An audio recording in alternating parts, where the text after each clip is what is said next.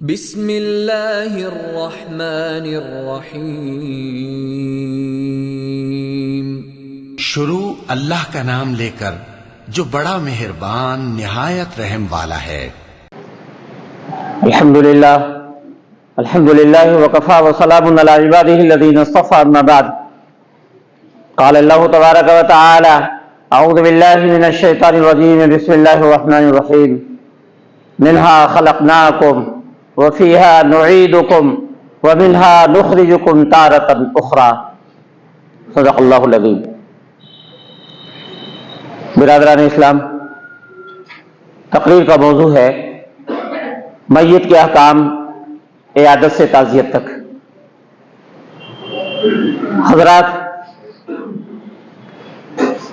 پچھلے 4 جمعے سے یکے بعد دیگرے اسی عنوان سے، اسی حوالے سے بہت ساری تفصیلات ہمارے سامنے آ رہی ہیں۔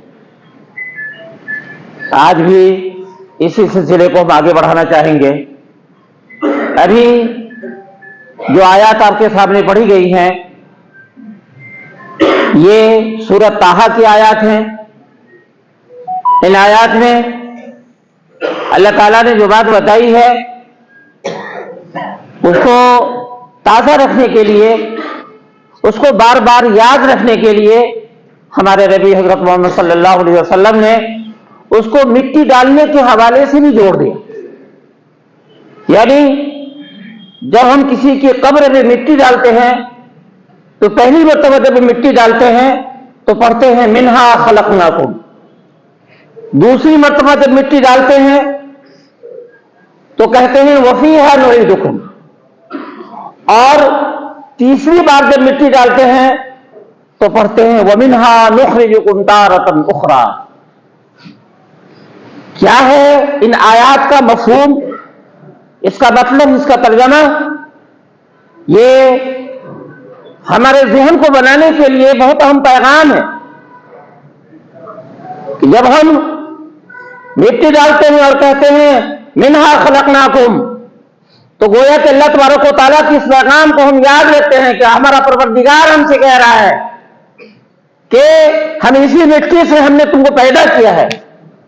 اور دوسری بار جب مٹی ڈالتے ہیں اور کہتے ہیں ومنہا نخرجکم وفیہا نعیدکم ومنہا نخرجکم تارۃ اخری، پہلے منہا خلقناکم، پھر اس کے بعد وفیہا نعیدکم، پھر ومنہا نخرجکم تارۃ اخری۔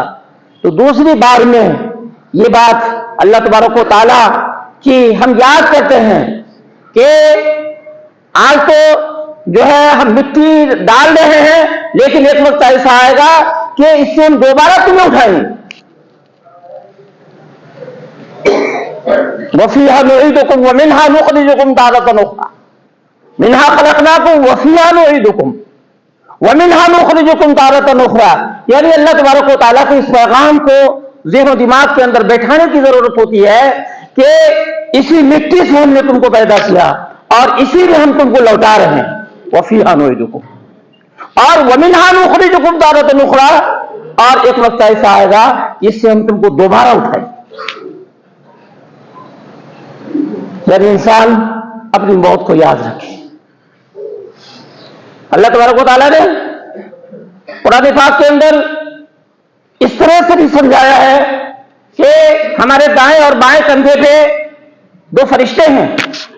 دائیں کندھے کا فرشتہ نیکیوں کو لکھتا ہے، بائیں کندھے کا فرشتہ ہماری بدیوں کو ریکارڈ کرتا ہے۔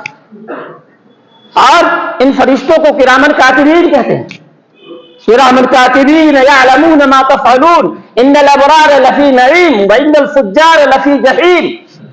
یہ اللہ تبارک و تعالیٰ نے جو تذکرہ کیا ہے خاص طور سے کرامن کاتبین کے حوالے سے، کہ ہمارا ایک ایک عمل اللہ تبارک و تعالیٰ کے حکم سے ان کی جانکاری میں، تمام چیزیں تحریر میں ریکارڈ میں آ رہی ہیں، تمام چیزیں لکھت میں سامنے آ رہی ہیں، اور وہ تمام چیزیں محفوظ ہو رہی ہیں۔ اور جب قیامت کا دن ہوگا، اللہ تعالیٰ کے سامنے ہماری حاضری ہوگی، تو اللہ تبارک و تعالیٰ یہی ریکارڈ، یہی ہماری کتاب زندگی ہمارے حوالے کرے گا اور کہے گا اللہ تبارک و تعالیٰ کہ وقرا کتابک، اپنی اس کتاب کو پڑھ لے، کفا بنفسک الیوم علیک حسیبا، آج کے دن تو اپنا حساب لگانے کے لیے خود ہی کافی ہے. یعنی اپنی اس کتاب زندگی کو پڑھ لے, اس میں تمام چیزیں موجود ہیں. حساب لگا لے کہ نیکیاں تمہاری زیادہ ہیں اس میں یا بدیاں زیادہ ہیں. نیکیاں اگر زیادہ ہیں تو جنت میں جاؤ گے, اور اگر نیکیاں کم ہو گئی ہیں, بدیاں بڑھ گئی ہیں, تو جنت سے تم محروم کر دیے جاؤ گے. جب انسان اپنی اس کتاب زندگی کو پڑھے گا, اس کے ایک ایک ورق کو پلٹے گا,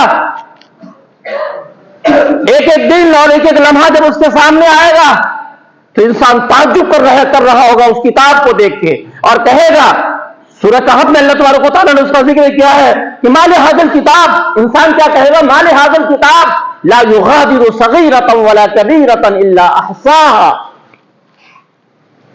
اس کتاب کا ماجرا کیا ہے, اس کتاب کا حال کیسا ہے کہ اس نے نہ کوئی چھوٹی چیز چھوڑی ہے اور نہ کوئی بڑی چیز. ہر چیز اس کے اندر سمو گئی ہے, ہر چیز اس کے اندر آ گئی ہے, ہر چیز کا احاطہ کر لیا گیا ہے.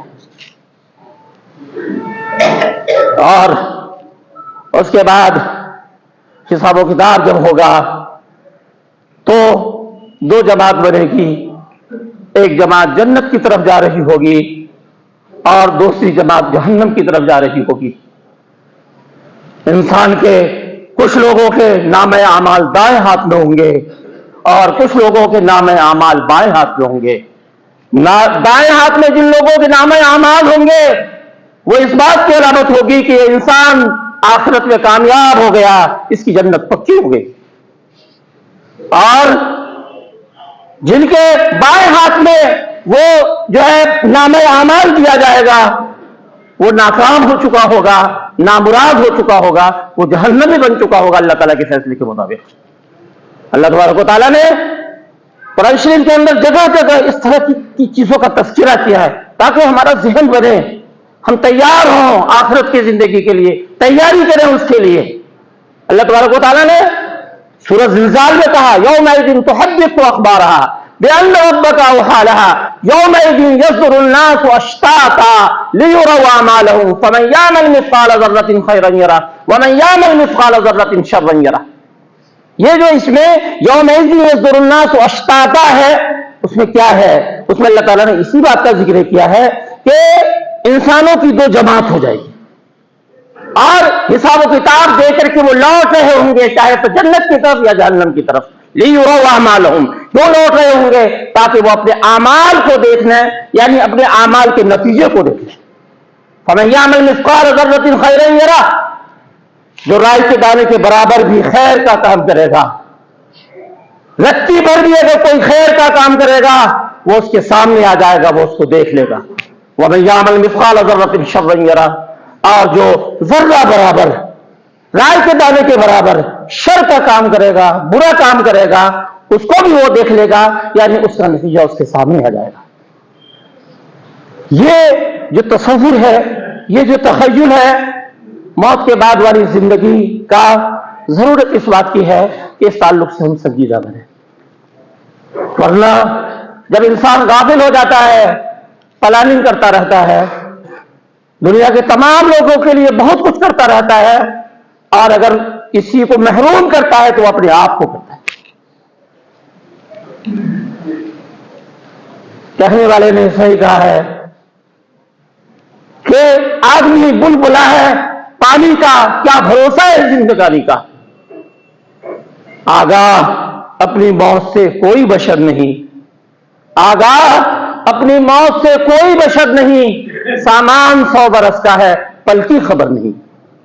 آئے دن اس طرح کے حالات بنتے رہتے ہیں. اچھا خاصا انسان پتا چلا کہ اللہ تبارک و تعالیٰ کا فیصلہ ہو گیا کہ اس کو جانا ہے ابھی دنیا سے, چلا گیا. وہ ایک معمولی سا اٹیک, چند لمحوں کا دنیا سے رخصتی کا فیصلہ ہو جاتا اس بنیاد پہ. ضرورت اس بات کی ہے کہ اس حوالے سے, اس تعلق سے ہم بہت سنجیدگی کے ساتھ غور کریں کہ آخرت کی ہم نے کیا تیاری کر رکھی ہے. جس قرآن پہ ہم یقین رکھتے ہیں, ایمان رکھتے ہیں کہ اس کا ایک ایک حرف صحیح ہے, اس میں شک و شبہ کی کوئی گنجائش نہیں ہے. ہمارے نبی نے اس کی تفصیل بتائی, اس کو حدیث کہتے ہیں. اور جو ہے جس پہ ہم ایمان رکھتے ہیں وہاں یہ چیزیں بتائی گئی ہیں، تو وہاں تو کوئی شک و شبہ نہیں ہے. اگر اس طرح کی چیزوں کو سن لینے کے بعد بھی اگر ہم سنجیدہ نہیں بنتے ہیں تو غفلت ہماری ہے. اس غفلت کو دور کرنے کی ضرورت ہے.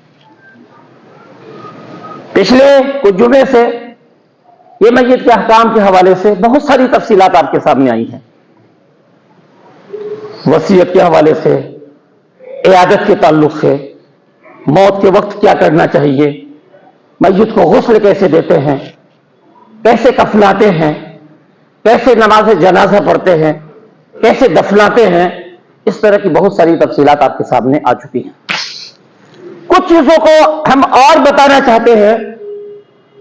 ایک تو یہ کہ جب انسان دنیا سے چلا جاتا ہے تو ایک برائی ہمارے سماج میں یہ ہو گئی ہے لاپرواہی کی وجہ سے کہ ہم بہت سارے لوگوں کی، مرنے والے لوگوں کی برائی بھی بیان کرتے ہیں. بعد تک وہ ایسا تھا، کبھی بھی موقع ہوا وہ تو ویسا تھا.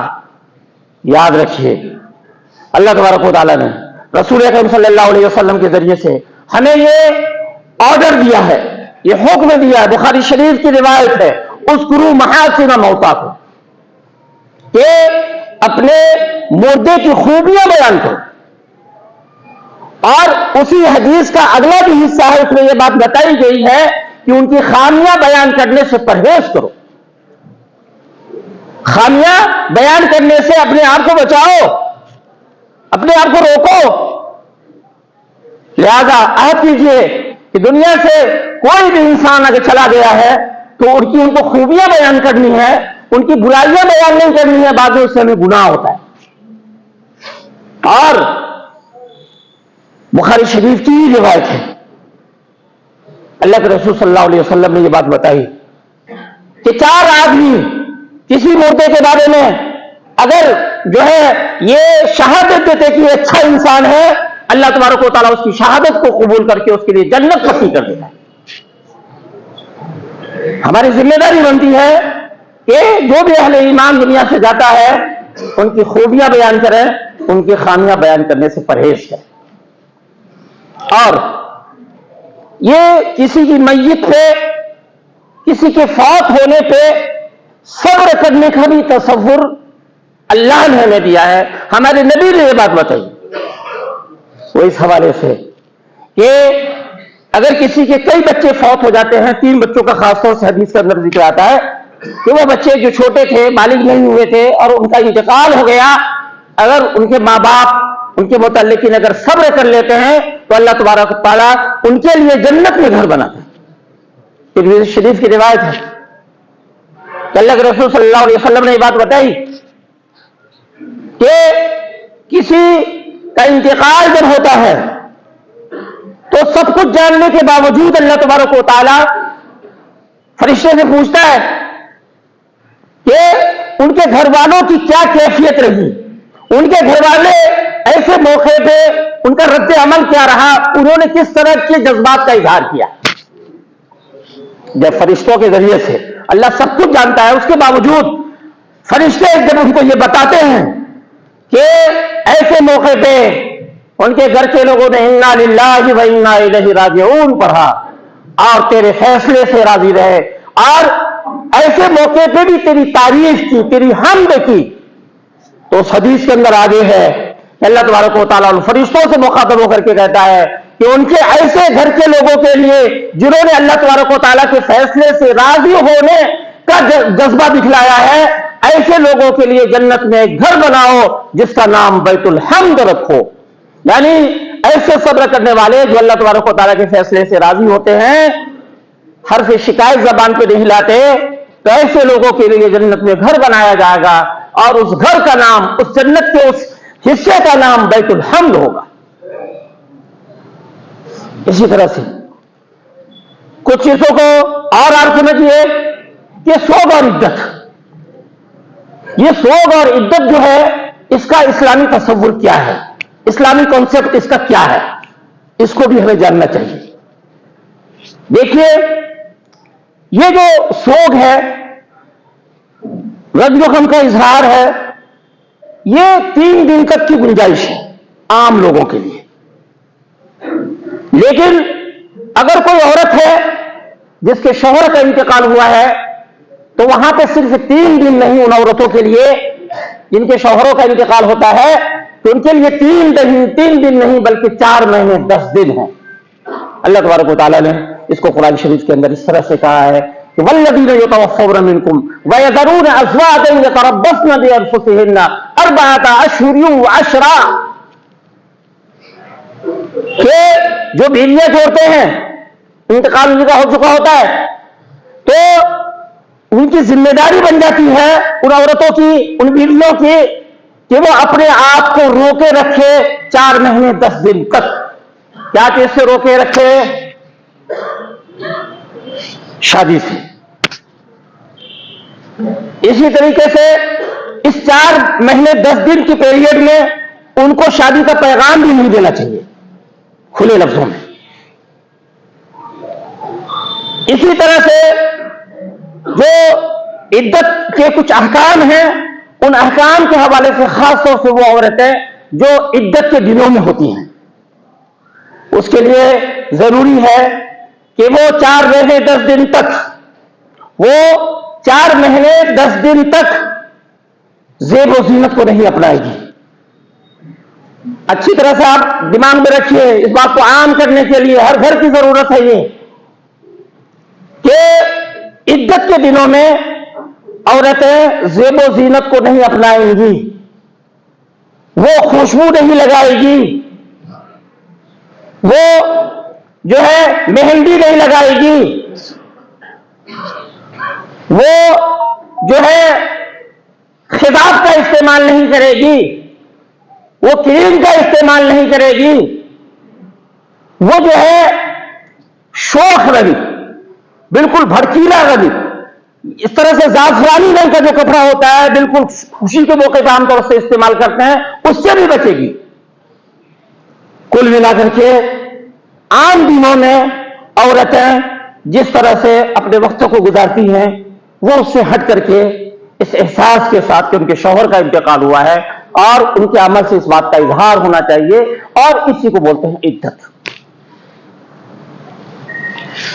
آخر میں تعزیت کے حوالے سے میں آپ کو یہ بات بتانا چاہتا ہوں کہ تعزیت کرنے کے لیے ہم جب جاتے ہیں تو حدیث کے الفاظ ہیں، وہ الفاظ بھی ہم کو یاد ہونا چاہیے. بخاری شریف میں 1284 نمبر کی وہ حدیث ہے جس میں یہ الفاظ ملتے ہیں. آپ صلی اللہ علیہ وسلم کسی کی تعزیت کرتے تو یہ الفاظ استعمال کرتے کہ ان للہ ما اخذ وَلَهُ مَا آتَى وَكُلُّ شَيْءٍ عِندَهُ بِأَجَلٍ مُّسَمًّى فَلْتَصْبِرْ وَلْتَحْتَسِبْ.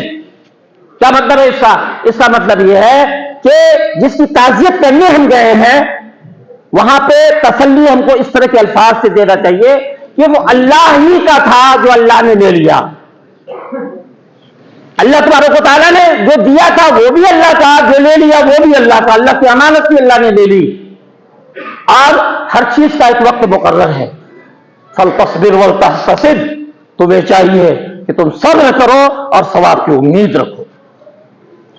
میں اپنے ٹاپک کو مکمل کرتا ہوں اس حوالے سے کہ ایک عنوان اور ہے بہت مختصر اختصار کے ساتھ کہ تقسیم، میراث کی تقسیم. میراث کی تقسیم کے حوالے سے صرف ایک سا بولنا چاہتا ہوں میں کہ ترکہ جو چھوڑا جاتا ہے، کوئی بھی مرنے والا جب اپنے مال کو چھوڑتا ہے، ترکے کو چھوڑ کے جاتا ہے تو اس میں سب سے پہلے اس کی تجہیز و تقسیم کا انتظام ہوگا اس کے مال سے. مال اگر بچتا ہے تو اس کی قرض کی ادائیگی، اگر اس کا کوئی قرض ہے تو وہ قرض زیادہ ہوگا. پھر بھی مال اگر بچا ہوا ہے تو اس کے مال کو 3 حصوں میں تقسیم کیا جائے گا. ایک حصہ 1/3 جو ہوگا وہ جائز، اگر کوئی وصیت ہے تو وہ وصیت پوری کی جائے گی. اس کے بعد جو 2 حصے بچے ہیں ان میں شرعی روح سے شرعی قانون کے مطابق میراث تقسیم ہوگی جس کی پوری تفصیل ہے.